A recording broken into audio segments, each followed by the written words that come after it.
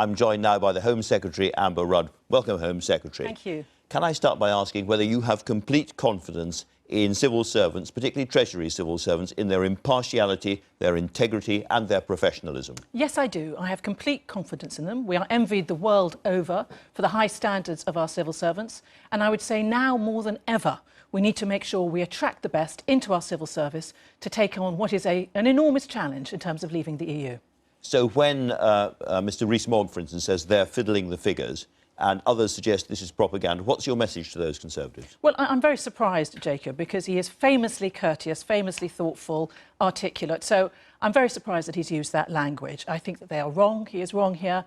And this document that he's particularly referring to is not a Treasury document anyway. It's prepared across different departments, and it's a tool. It's a tool for informing those of us who are on the EU subcommittee about the choices that are going to be made. It's not about projecting one way or another. So I think they're wrong. Can you point to me, on the subject of wrong, to a single government forecast that has been accurate?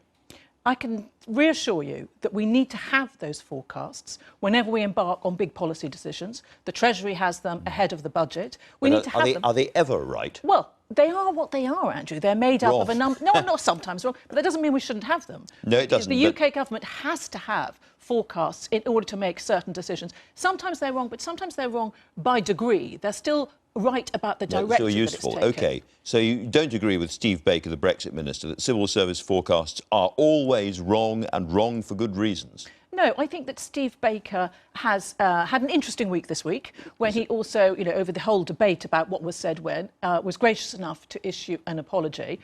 We all use forecasts. It doesn't mean we put all the weight that people might expect on them. We have to approach them with a certain amount of cynicism, but they help inform the debate and the decisions we make. Now, it's hard to remember all the time, but civil servants are people too, and they've got feelings, and some of them are watching this programme perhaps. There's a lot of hurt inside the civil service about some of those comments. In fact, they feel they've been dragged into the middle of the political argument. What, again, is your message to those people? They are valued, they are important to us, we respect their objectivity, and they are internationally admired for the system that we have. And we need to make sure that we continue to attract the best into the civil service.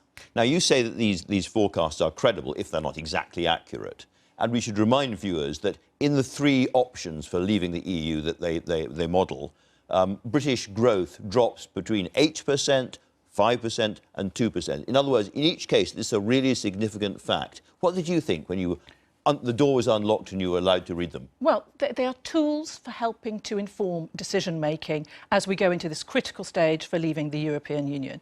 They are not forecasts for certain consequences of the decision-making, because they can't model for the domestic policy that we might take, the adjustments that we would make in order to make changes in the country as we go forward. So, for instance, it doesn't model the changes to industrial policy. It's not going to model the changes to... The future is unknowable, is what you're saying. The future is unknown, of course. Exactly. But you must have been concerned about those numbers.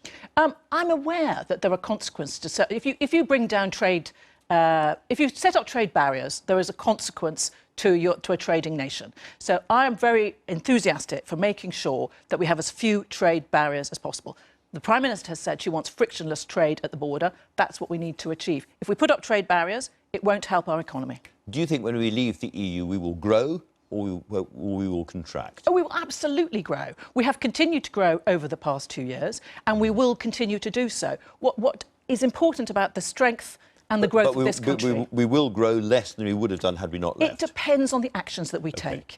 I mean, the wealth of a country is not made up entirely from trade. It's made up from its culture, its rule of law, its ambition, its enterprise, all these other things which we need to invest in. I absolutely hear all of that, but let me remind you what Philip Lee, the Justice Minister, said this week. He said, talking about these very same forecasts, we can't just dismiss this and move on. If these figures turn out to be anywhere near right, there will be serious questions over whether a government could legitimately lead a country along a path that the evidence and rational consideration indicate would be damaging. Well, I would say two things to that. The first is it's not the whole picture. These forecasts are tools for decision-making, but they don't put in place the other elements that we hope to in terms of other trade deals, but also in terms of domestic policy to mitigate it.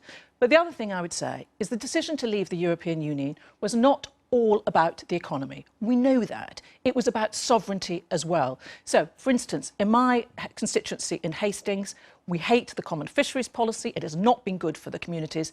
We would like to make sure that the fishermen all through coastal communities get a better deal. Now, that's not about per capita. It's about communities. It's about independence. Now, the other thing, of course, about all these models is they conspicuously did not include what the Prime Minister wants, which is this generous, bespoke deal that she keeps talking about. Yeah. I described it at the beginning of the programme as being a bit like a unicorn. Yes. It's talked about but never actually seen. Have you seen it? Well, we are having discussions around what we want out of it.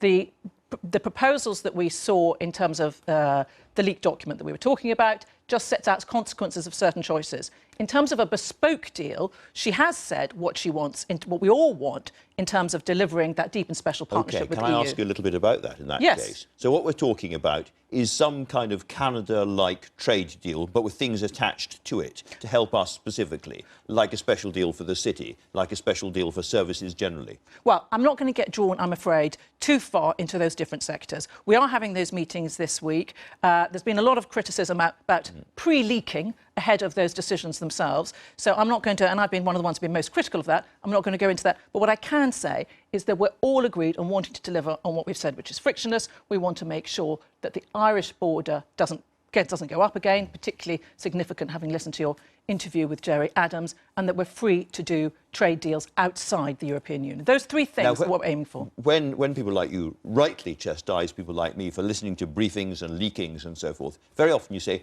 go back and read the Lancaster House speech. It's all there. So I have done. Okay. And I'm going to read you what Theresa May said about the customs union. She said, whether that means we must reach a completely new customs agreement, become an associate member of the customs union in some way, or remain a signatory to some elements of it, I hold no preconceived opinion. I have an open mind on how we do it. Is that still policy?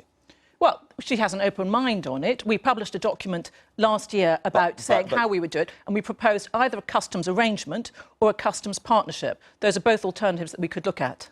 But the possibility of a customs, because she's talking there about the possibility of a customs union of some kind with the rest of the EU. Well, I think what she's highlighting there, which we highlighted in the paper we published last year, is that we do not want to have tariffs at the border. So that is a form of customs agreement, arrangement, To get that, you have to have some kind of customs union. Well, it is likely to have something within the customs framework, but I don't want to be drawn into this whole A or the customs union. It sounds like, if I may say so, you are so intimidated by the other side of the argument, you won't actually say the words customs union. No, I think I've said it rather a lot already so far. And we're not intimidated. I'm not intimidated at all, Andrew. I'm happy to reassure you. We need to make sure that we've given a sense of direction, which we have, about what we want to achieve. But it'd be wrong to think that as we enter these negotiations, we can give all the commas and full stops in the details. OK, I keep reading things, actually. I'm terribly sorry about this. But Liam Fox, again, it's unmissable. He says it's very difficult to see how being in a customs union is compatible with having an independent trade policy. And Bernard Jenkins, you'll have seen in today's papers as well, making something that sounds quite like a menacing threat if you go too close to a customs union. So that's why I've said those are the three things we want. We want frictionless trade at the border. We want to make sure there's no border on the island of Ireland. And we want to make sure that we can do trade deals outside of the European Union. That's the deal we're looking for. That is cake and eating it, however, in the sense that everybody seems to agree that if we are in a customs union, we can't do those great big deals around the rest of the world. But if we're not in a customs union, we have the border problem with Ireland and we have the friction-full trade problem as well. Well, to be fair, you have brought out all the problems there. We know they're there. That's why we've said that we want to have a bespoke agreement. Now, we're not going to surrender before we've had that battle. We're going to be having those discussions this week in our committee cabinet. After we've had that, you've had this two-day meeting and so forth, and Michel Barnier is coming over this week and negotiations are restarting. By the end of this coming week, will we have a much clearer idea of what the British government actually wants to negotiate? Well, it depends how... No, well, I take issue with what you say. I think that it's clear what we want to negotiate. We haven't achieved that yet. We've made a lot of progress in protecting EU citizens and setting out the transition agreement, but we need to make sure that we have this wider agreement. I don't know how far that will go over the next few weeks, but I hope that the government will be given the space to try and achieve that. Now, you mentioned the transition agreement. As Home Secretary, are you absolutely clear that it is a red line that once we have left the EU next March and we're in this transition period, EU citizens won't have the same rights as they have now? The critical thing for EU citizens during the transition period is that they will be able to come and go to work here. They will need to register in order to show us that they are here during that 2-year period. The Prime Minister has said that she wants them to have different settlement rights to the people who arrived before the specified date. And that is a red line. Well, I'm not going to get drawn on red lines because these negotiations are only about to start. But she has said that is what she's seeking in order to make sure that there's a reasonable distinction before the specified date. Can I put it gently? Because we've heard both Mr Barnier and Mr Verhofstadt said there's no way that we're going to accept that. We're going to fold again, aren't we, on this? Well, I think that you are being surrendering too quickly here, Andrew. Yeah, OK, you'll surrender slowly, but you'll still surrender. No, I think it's right to have a distinction between EU citizens who arrived here before March 2019 and the ones who came afterwards. So I think it's right the Prime Minister's gone out to do that. There's a further negotiation to have. I'm not having the negotiation, but I support her in taking that position. And this being, because she calls it a red line, this means, to be absolutely clear, if the EU won't accept our position on the transitional rights of EU citizens coming here, as we've just been describing, there will not be a transition period. No, I think our offer to EU citizens, both before and after the transition period, is fair, open and generous, and it takes into account what we want for UK citizens in the EU as well. I hope that they'll see it in those terms. Essentially, the Brexiteers, or however we describe them, are saying in today's papers again and again, we have the numbers. You people like Amber Rudd and Philip Hammond and possibly even Theresa May are going to have to see things our way or else. I have a surprise for the Brexiteers, which is the committee that meets in order to help make these decisions, that's meeting, as you rightly say, twice this week, is more united than they think. We meet in the committee, we meet privately for discussions. I think that we will arrive at something which suits us all. There will be choices to be made within that, but we all want the same thing, which is to arrive at a deal that works for the UK, that looks ahead. It's not just about protecting trade behind us, it's about looking ahead to what kind of country we want to be afterwards. We all have those interests at heart, and I think can work closely together to deliver it. OK, the weirdest suggestion in the papers today, it is a fairly weird one, is that you might be Boris Johnson's Chancellor of the Exchequer. Could you ever imagine serving under Boris Johnson? That is such a difficult question on so many different levels. I'm going to pass. OK, you're allowed to pass. Let's talk about the position of women. 100 years after some women, not all women, got the vote, and Millicent Fawcett and all of that. Now, there's been a lot said about where women are now, and we've had an extraordinary week. We've had yet more Harvey Weinstein allegations from Una Thurman and others today. We've had the President's Club. We've had lots and lots of debates about women going to darts matches, parading around darts matches in the beginning of Formula One. Just give us a sense of where you think the cause is right now. Well, as you rightly say, it's 100 years since women got the vote, and it is something absolutely to celebrate. The significance is not just getting the vote, but then getting the MPs and then getting women into government. Because only by having women in government do you get women's lives properly considered by government. And we saw that with Harriet Harman, who did so much for women's working lives, and we see it now, I think, from this government, delivering on the gender pay gap, or making sure that action is taken against violence against women and girls. There's a big cultural change going on. Would you like to see the parading of women at the beginning of boxing matches, for instance, to end as it's going to end with Formula One racing? And listen, I think it's up to different sporting organisations to make those decisions. But actually, I think the women in sporting events that really inspire me are the women playing in football, the women playing on the field, delivering on the athletics field. And those are the women who I want to inspire, the younger women coming up behind us.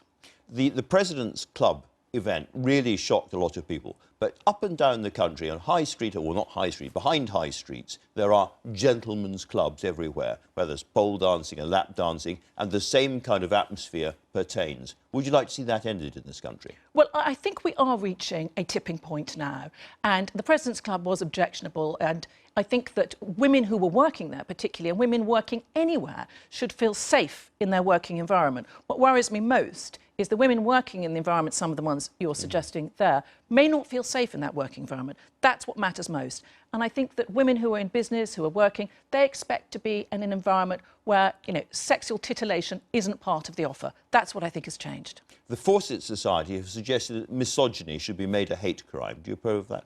Well, we're not going to move ahead of that at the moment, but I'm always going to look at what the Fawcett Society are suggesting. So, I'll keep a careful eye on their proposals. Now, there's the Gender Recognition Act coming up as well. Are you as enthusiastic about that as Justine Greening was? Well, we're going to be consulting on the Gender Recognition Act, seeing how far we need to go with it. I saw today that Women's Aid are going to be reviewing their arrangements for allowing transgender people to work in women's-only spaces. I think this is a very sensitive issue. I want us to consider it very carefully. We will be consulting on seeing what changes we need to make, if any. What about transgender people going into women's prisons, for instance? Yes, again, that's something we need to look at very carefully. I want to make sure that transgender women are treated with respect and properly and are always safe. But at the same time, I want to protect women's safe spaces, which is why it's right that Women's Aid are reviewing their own arrangements at the moment. And maybe we can learn from them. And what would you say to women, including many feminists, who look at what's happened in the Women's Aid situation, for instance, and are alarmed and worried about the possibility of people who are not yet biologically fully women being in charge of those spaces? Yeah, I mean, I hear them, and I would say, let's look and wait and see what happens with Women's Aid. Let's look at the review that they're having. Let's make sure we don't rush to judgment. But above all, the exception within the Equality Act for only women working in women's safe spaces is not going to be touched.